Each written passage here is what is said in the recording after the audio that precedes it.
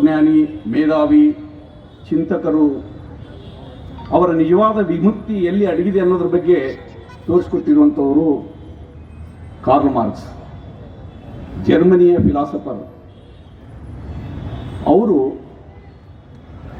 ಕಾರ್ಮಿಕರ ಬಗ್ಗೆ ಯೋಚನೆ ಮಾಡುವಂಥ ಪರಿಸ್ಥಿತಿ ಬಂತು. ಅರ್ಥಶಾಸ್ತ್ರಜ್ಞರು, ರಾಜಶಾಸ್ತ್ರಜ್ಞರು, ತತ್ವಜ್ಞಾನಿಗಳು ಕೂಡ ಕಾರ್ಲ್ ಮಾರ್ಕ್ಸ್ ಹೇಳಿದರು, ವಿಶ್ವದ ಕಾರ್ಮಿಕರೇ ಒಂದಾಗಿ, ಯಾವುದೇ ಒಂದು ದೇಶ, ಒಂದು ಭಾಷೆ ಅಲ್ಲ, ವಿಶ್ವದ ಕಾರ್ಮಿಕರೇ ಒಂದಾಗಿ ಅಂತ ಹೇಳಿದರು. ವಿಶ್ವದ ಕಾರ್ಮಿಕರೇ ಒಂದಾಗಿ ನಿಮ್ಮ ವಿಮುಕ್ತಿಗೆ, ನಿಮ್ಮ ಬೇಡಿಗಳನ್ನು ಬಿಟ್ಟು ಬೇರೆ ಏನಿಲ್ಲ, ಅದನ್ನು ಬಿಟ್ಟು ನೀವು ಹೊರಗಡೆ ಬರಬೇಕು, ಧ್ವನಿ ಎತ್ತಬೇಕಂತ ಹೇಳಿದರು. ಇವತ್ತು ಈ ಮೇ ದಿನಾಚರಣೆಯ ಪ್ರಾಮುಖ್ಯತೆ ಏನು? ಯಾಕೆ ಜಗತ್ತಿನಾದ್ಯಂತ ಮೇ 1ನೇ ತಾರೀಕು ಆಚರಣೆ ಮಾಡಲಾಗ್ತಾ ಇದೆ? ಬರೀ ಭಾರತದಲ್ಲಿ ಅಷ್ಟೇ ಅಲ್ಲ, ಪ್ರಪಂಚದ ಬಹುತೇಕ ದೇಶಗಳಲ್ಲಿ ಇವತ್ತ ಕಾರ್ಮಿಕ ದಿನಾಚರಣೆಯನ್ನು ಆಚರಣೆ ಮಾಡಲಾಗ್ತಾ ಇದೆ. ಕಾರ್ಮಿಕ ದಿನಾಚರಣೆ ಹಿನ್ನೆಲೆ ಅಂದರೆ 1886 ಅಮೆರಿಕದ ಚಿಕಾಗೋ ನಗರದಲ್ಲಿ ಏನು ಕಾರ್ಮಿಕರು ಹೋರಾಟವನ್ನು ಕೈಗೊಂಡರು, ಅವರ ಬೇಡಿಕೆ ಏನಿತ್ತು,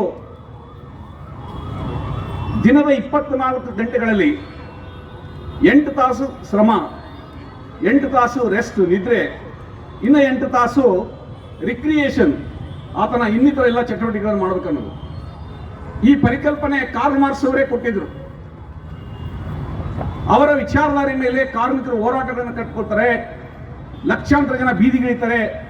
ಅವತ್ತಿನ ಕಾರ್ಮಿಕರ ಪರಿಸ್ಥಿತಿ ಎಷ್ಟು ಗಂಭೀರವಾಗಿರ್ತದೆ ಅಂದರೆ 14 ತಾಸು, 16 ತಾಸು, 17 ತಾಸು, 18 ತಾಸು ಅವರಿಗೆ ಊಟಕ್ಕೂ ಬಿಡುವುದಿಲ್ಲ,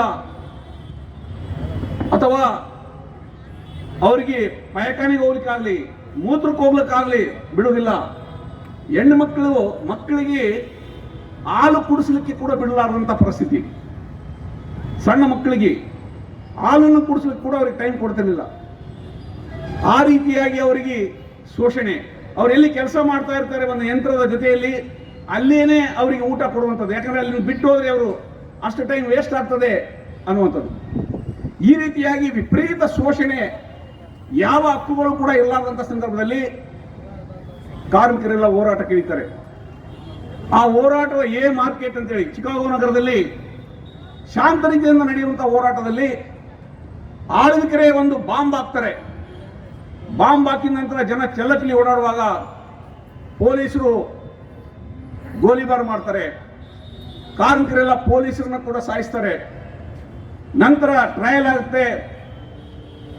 6 ಜನ ಕಾರ್ಮಿಕ ಮುಖಂಡರನ್ನ ಫಾಲ್ಸ್ ಕೇಸಸ್, ಅವ್ರ ಮೇಲೆ ಕೇಸ್ಗಳು ಹಾಕಿ ಅವರಿಗೆ ಗಲ್ಲು ಶಿಕ್ಷೆ ಮಾಡಲಾಗ್ತದೆ. ತದನಂತರ ಅಲ್ಲಿನ ಸರ್ಕಾರ ಈ ಬೇಡಿಕೆಯನ್ನು ಒಪ್ಕೊಳ್ತಾರೆ, 8 ಗಂಟೆ ಕೆಲಸ ಅನ್ನುವಂಥದ್ದು. ನಂತರ ಕಾರ್ಲ್ ಮಾರ್ಕ್ಸ್ ತೀರ್ಕೊಂಡೋದ ನಂತರ ಫ್ರೆಡ್ರಿಕ್ ಎಂಗಲ್ಸ್ ಅವರು 1890ರಲ್ಲಿ 2ನೇ ಇಂಟರ್ನ್ಯಾಷನಲ್ನಲ್ಲಿ, ಅಂತಾರಾಷ್ಟ್ರೀಯ ವೇದಿಕೆಯಲ್ಲಿ ಅವರೊಂದು ಘೋಷಣೆ ಮಾಡ್ತಾರೆ.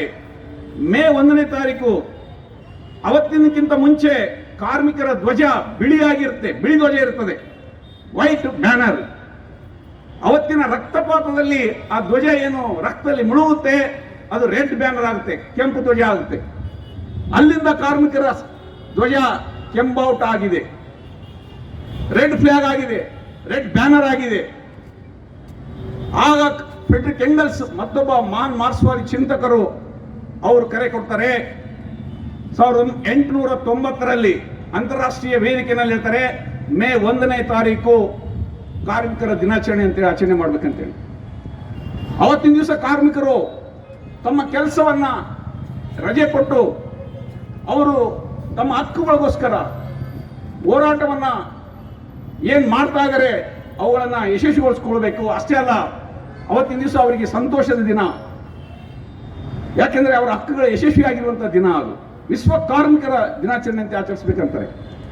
ಆವತ್ತಿನ 8 ಗಂಟೆಗಳ ಕೆಲಸ, 8 ಗಂಟೆಗಳ ವಿಶ್ರಾಂತಿ, 8 ಗಂಟೆಗಳ ರಿಕ್ರಿಯೇಷನ್ ಅನ್ನುವಂಥ ಪ್ರಕ್ರಿಯೆ ದಿನದ 24 ಗಂಟೆಗಳಲ್ಲಿ ಈ ರೀತಿಯಾಗಿ ಒಂದು ಪ್ರಕ್ರಿಯೆ ಪ್ರಾರಂಭ ಆಗ್ತದೆ. ಇದು ಮೇ ದಿನಾಚರಣೆಯ ಇತಿಹಾಸ. 1917ರಲ್ಲಿ ರಷ್ಯಾದಲ್ಲಿ ಕ್ರಾಂತಿ ಆದಾಗ ಮಹಾನ್ ಮಾರ್ಕ್ಸ್ವಾದಿ ಚಿಂತಕರು ಲೆನಿನ್ ನೇತೃತ್ವದಲ್ಲಿ ಅವರು ಅಕ್ಷರಶಃ ಈ ನೀತಿಯನ್ನ ಜಾರಿಗೊಳಿಸ್ತಾರೆ. 8 ಗಂಟೆ ಕೆಲಸವನ್ನ ಅವರು 6 ಗಂಟೆಗೆ 5 ಗಂಟೆಗೆ ಇಳಿಸ್ತಾರೆ.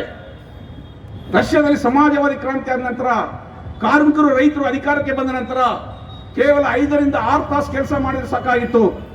ಉಳಿದದ್ದೆಲ್ಲ ಕೂಡ ಅವರು ತಮ್ಮ ಕುಟುಂಬದ ಜೊತೆ, ಮಕ್ಕಳ ಜೊತೆ ಅಥವಾ ಅಭ್ಯಾಸ ಮಾಡುವುದಾಗಲಿ, ಆಟಪಾಠಗಳಾಗಲಿ, ಸಂಗೀತ ಕೇಳುವುದಾಗಲಿ, ಮನೋರಂಜನೆಯಲ್ಲಿ ತೊಡಕೊಳ್ಳೋದಕ್ಕೆ ಅವಕಾಶ ಮಾಡಿಕೊಟ್ಟಿದ್ರು. ಪ್ರಪಂಚದಲ್ಲಿ ಮೊದಲನೇ ಬಾರಿಗೆ ಕಾರ್ಮಿಕರ ಹಕ್ಕುಗಳನ್ನು ರಕ್ಷಣೆ ಮಾಡಿರುವಂಥದ್ದನ್ನು ನಾವು ಸೋವಿಯತ್ ರಷ್ಯಾದಲ್ಲಿ ನೋಡ್ತೀವಿ 1917ರ ಮಹಾಕ್ರಾಂತಿಯಲ್ಲಿ. ನಂತರ 1949ರಲ್ಲಿ ಚೀನಾದಲ್ಲಿ ಕೂಡ ಕ್ರಾಂತಿ ಆಯಿತು. ಇನ್ನೊಬ್ಬ ಮಹಾನ್ ಮಾರ್ಕ್ಸ್ವಾದಿ ಚಿಂತಕರು ಕಾಮ್ರೇಡ್ ಮಾವೋ ಸೆತುಂಗ್ ಅವರ ನೇತೃತ್ವದಲ್ಲಿ ಅಲ್ಲಿ ಕೂಡ ಆ ಕ್ರಾಂತಿಯನ್ನು ನೆರವೇರಿಸಲಿಕ್ಕೆ ರೈತರು ಮುಖ್ಯವಾಗಿ ಪಾತ್ರ ವಹಿಸಿದರು. ಕಾರ್ಮಿಕರ ಜೊತೆಯಲ್ಲಿ ಕಾರ್ಮಿಕರು ಮತ್ತು ರೈತರ ಒಗ್ಗಟ್ಟಿನಿಂದಾಗಿ ಚೀನಾದಲ್ಲಿ ಕೂಡ ಸಮಾಜವಾದಿ ಕ್ರಾಂತಿ ನೆರವೇರಲಿಕ್ಕೆ ಸಾಧ್ಯ ಆಯಿತು. ತದನಂತರ ವಿಯೆಟ್ನಾಂನಲ್ಲಿ ಆಗಲಿ, ಕ್ಯೂಬಾದಲ್ಲಿ ಆಗಲಿ, ನಾರ್ತ್ ಕೊರಿಯಾದಲ್ಲಿ ಆಗಲಿ, ಹಲವಾರು ಪೋಲ್ಯಾಂಡ್, ಜೆಕೋಸ್ಲೋವಾಕಿಯಾ ಬಹುತೇಕ ರಾಷ್ಟ್ರಗಳಲ್ಲಿ ಸಮಾಜವಾದಿ ರಾಷ್ಟ್ರಗಳಾಗಿ ಯಶಸ್ವಿಯಾದವು. ಸ್ನೇಹಿತರೆ, ಇವತ್ತು ನಾವು ಕಾರ್ಮಿಕ ದಿನಾಚರಣೆ ಆಚರಣೆ ಮಾಡಬೇಕಾದ್ರೆ ಬಹಳ ಗಂಭೀರವಾಗಿ ಯೋಚನೆ ಮಾಡಬೇಕಾಗಿದೆ. 1942ರಲ್ಲಿ ಈ ದೇಶಕ್ಕೆ ಸ್ವಾತಂತ್ರ್ಯ ಬಂತು. ಸ್ವಾತಂತ್ರ್ಯಕ್ಕಿಂತ ಮುಂಚೆ ಬ್ರಿಟಿಷರು ಈ ದೇಶಕ್ಕೆ ವ್ಯಾಪಾರಕ್ಕೋಸ್ಕರ ಬಂದು ಸುಮಾರು 200 ವರ್ಷಗಳ ಕಾಲ ನಮ್ಮನ್ನು ಆಳಿದರು. ಬ್ರಿಟಿಷ್ ಸಾಮ್ರಾಜ್ಯಶಾಹಿಗಳ ವಿರುದ್ಧ ನಮ್ಮ ದೇಶದಲ್ಲಿ ಸ್ವಾತಂತ್ರ್ಯ ಹೋರಾಟ ನಡೀತು. ಆದರೆ ಈ ಸ್ವಾತಂತ್ರ್ಯ ಹೋರಾಟದಲ್ಲಿ ಏನು ಸ್ಪಷ್ಟತೆ ಇರಲಿಲ್ಲ ಅಂದ್ರೆ, ಬ್ರಿಟಿಷರಿಂದ ಭಾರತಕ್ಕೆ ಸ್ವಾತಂತ್ರ್ಯ ಬರಬೇಕು, ಆದರೆ ಯಾರ ಕೈಗೆ ಬರಬೇಕು,